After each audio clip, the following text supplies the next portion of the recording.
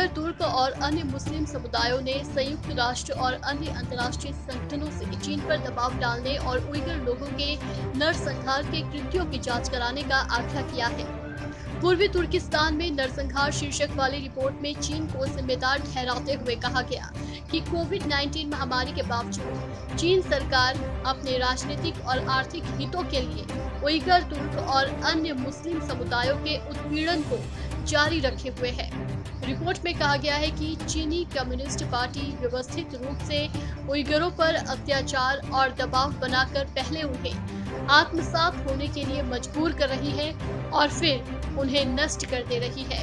Report में कहा गया है कि बीजिंग प्रशासन ने नरसंहार की रोकथाम समझौते का उल्लंघन किया है, जिस पर उसने अंतर्राष्ट्रीय समुदायों के समक्ष हस्ताक्षर किए थे।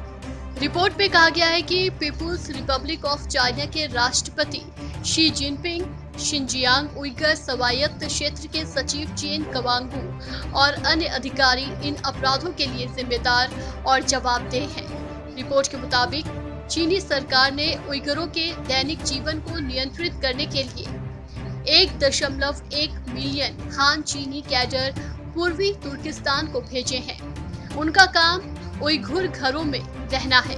अगर आवश्यकता हो तो उनके साथ एक ही बिस्तर साझा करें और उनके दैनिक जीवन के सभी पहलुओं को नियंत्रित करें। चीनी सरकार द्वारा शुरू किए गए डबल रिलेटिव प्रोग्राम के तहत हान चीनी कैडर हर 2 महीने में कम से कम एक बार यात्रा करते हैं और लगभग 1 सप्ताह तक रहते हैं। इधर अमेरिका भी अब उइगर मुसलमानों पर हो रहे अत्याचार को लेकर चीन के खिलाफ खुलकर सामने आ गया है।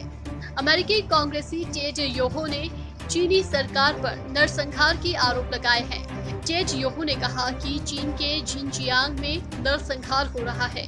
उन्होंने कहा कि उइगर मुसलमानों के क्रूर दमन के कारण बीजिंग को 2022 ओलंपिक खेलों की मेजबानी करने की अनुमति दी जानी चाहिए। एशिया और प्रशांत पर हाउस फॉरेन अफेयर्स उप समिति के सदस्य टेड योहो ने कहा कि चीनी कम्युनिस्ट पार्टी ने देशव्यापी अभियान को लागू कर उइगर और पूर्वी तुर्क आबादी पर अत्याचार, बलात्कार और नसबंदी जैसी घटनाओं को अंजाम दिया है।